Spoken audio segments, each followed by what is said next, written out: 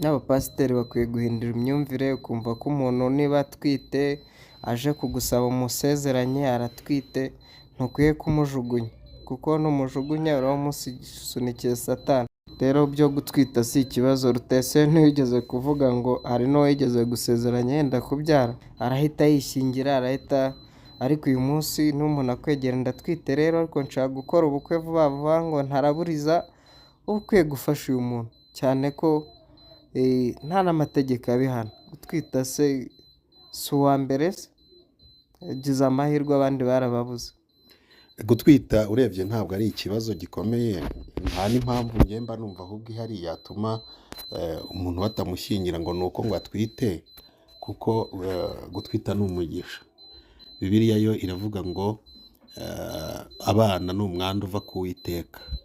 Ubwo rero niba baba yagize amahirwe agatwita, bakunzi bacu turabasuhuje mugire amahoro aho muri hirya no hino ku isi, bari mu bihugu by'i Burayi turabasuhuje cyane kandi turabakunda. Aba diaspora bumva ururimi rw'ikinyarwanda bari mu bihugu byo hanze turabasuhuje kandi turabakunda.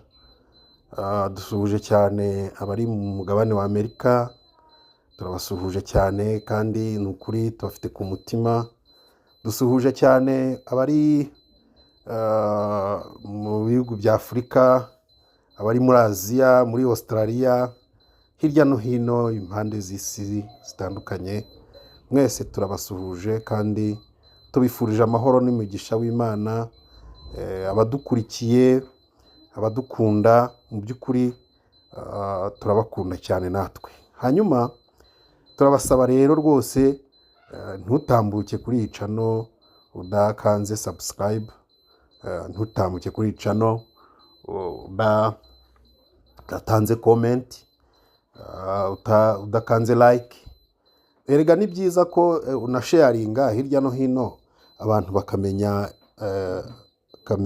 ibiganiro byacu niba ubikunze, kandi ikintu kitwereka ko bikunze ni uko nyine ubusharingira buri muntu wese, nawe akamenya izi nkuru tuba dushyiraho, akamenya izi nyigisho dutanga ku bijyanye n'iyi channel. Hanyuma uyu munsi rero mu by'ukuri ikiganiro dufite ni ikiganiro cyiza, ni ikiganiro cyerekeranye n'uburyo tugomba kwitaho ku bijyanye n'umuryango. Hanyuma umuryango wacu rero nyarwanda ukeneye kuba umuryango mwiza kandi muzima, wubakiye ku ndangagaciro nziza, ku ndangagaciro z'ubunyarwanda, nibwo tuzagira umuryango ukomeye. Jacques, nabonye umuhanzi bita Vestina, ngira ngo uramuzi, nabonye yakoze ubukwe. Abantu benshi bagiye babivugaho ibintu bitandukanye, wowe urabivugaho iki iby'ubukwe bwa Vestina?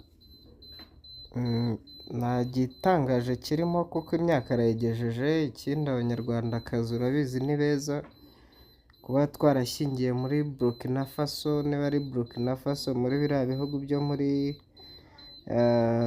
mu burengerazuba bwa Afurika, ni ibintu ubona ko ni intermarriage cyangwa ni ibishobora gutuma imiryango yo muri iki gihugu n'iki ngiki ibana neza, ishyingirana. Ibyo bintu rero ni iby'agaciro, nta kintu navugaho rero uretse kubifuriza urugo ruhire, urugo rwiza, kandi abanyarwanda bose bakwiye kubyishimira.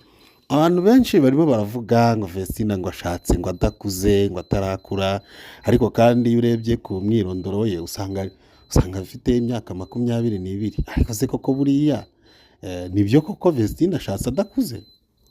Gukura ni mu mutwe, gukura ni mu mutwe, kandi namba nawe agize Imana abonye urugo atarangirika.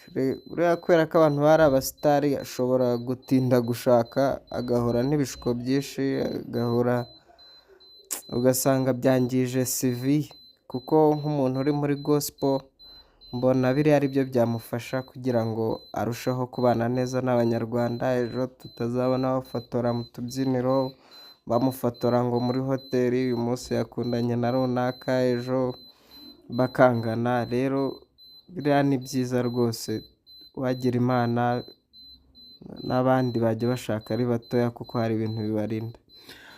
Ubukwe bwa Vestina bumenyekanye nyuma, barabihishe barabuhisha ku buryo bufatika, ku buryo ubukwe bwe bumenyekanye ari uko yasezeranye mu murenge wa Kinyinya. Se koko wowe buriya ubona impamvu ari iyihe?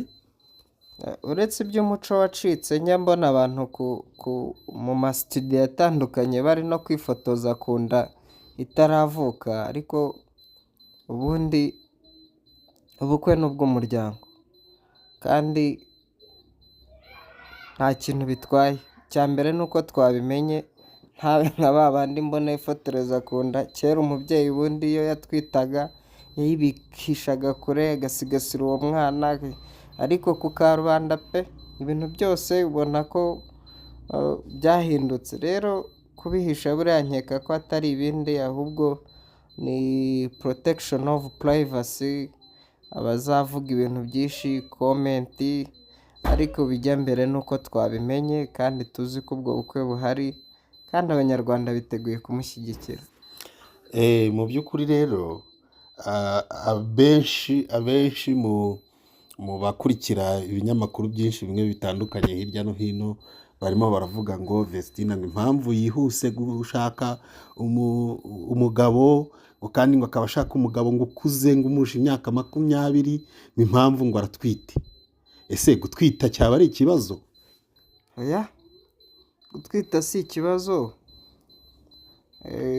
cyane ko uwatumye atwita yaba atamwandaritse ngo atume abyarira mu rugo.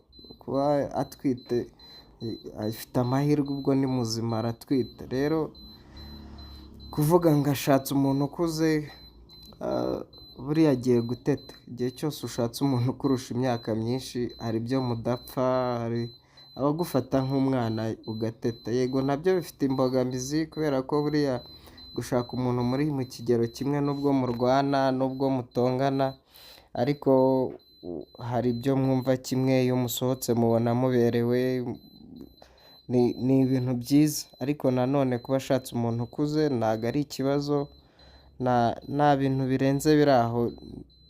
Bazabana, icya mbere ni uko bazabana neza, nta kindi. Rero byo gutwita si ikibazo. Rutese ntiyigeze kuvuga ngo hari n'uwigeze gusezeranya yenda kubyara. Rero buriya n'abapasiteri bakwiye guhindura imyumvire, ukumva ko umuntu niba atwite aje kugusaba umusezeranye aratwite, ntukwiye kumujugunya, kuko numujugunya uraba umusunikiye Satani, arahita yishingira, arahita. Ariko uyu munsi n'umuntu akwegera ndatwite rero ariko nshaka gukora ubukwe vuba vuba, ngo ntaraburiza, uba ukwiye gufasha uyu muntu, cyane ko nta n'amategeko abihana. Gutwita se si uwa mbere se? Yagize amahirwe abandi barababuze. Gutwita urebye ntabwo ari ikibazo gikomeye, nta n'impamvu ngemba numva ahubwo ihari yatuma umuntu batamushyingira ngo nuko ngo atwite, kuko gutwita ni umugisha. Bibiliya yo iravuga ngo abana ni umwandu uva ku Uwiteka.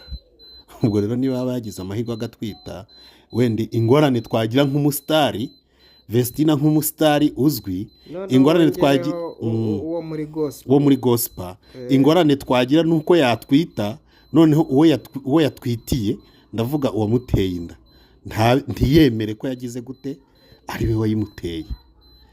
Ntiyemere ko ari we wayimuteye, wenda akamwihakana, ugasanga wenda Vestina abyaye umwana udafite se. Ariko noneho niba uwayimuteye ari we umutwaye, yewe numva nta kibazo kirimo. Ibyo ntitwanabigarukaho. Ikindi kandi nk'abantu bize, abanyarwanda bamaze gusobanuka, bakwiye kumenya ko ibintu byose ni ibimenyetso.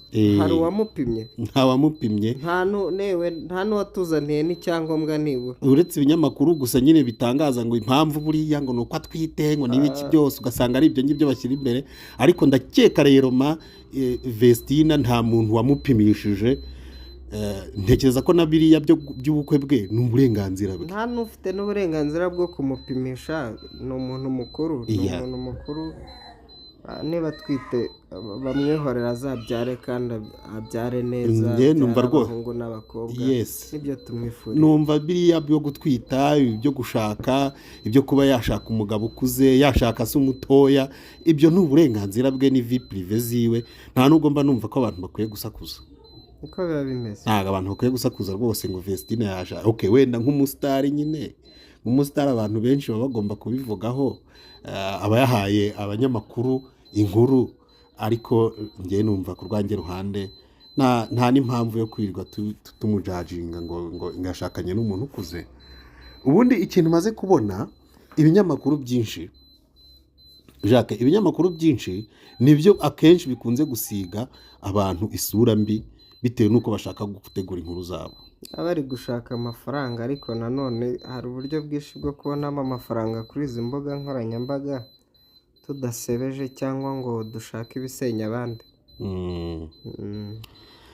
Sawa Jacques, ndagushimiye umwanya uduhaye wo kubana natwe muri iki kiganiro. Imana y'amahoro ikomeze iguhezagire. Yego, kandi namwe murakoze. Sawa sawa.